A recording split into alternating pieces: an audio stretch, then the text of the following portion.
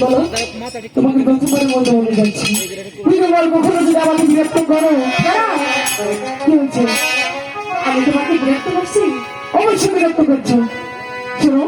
আমাকে তুমি কখনো বিরক্ত করবে না আর যদি বিরক্ত করার চেষ্টা করো তাহলে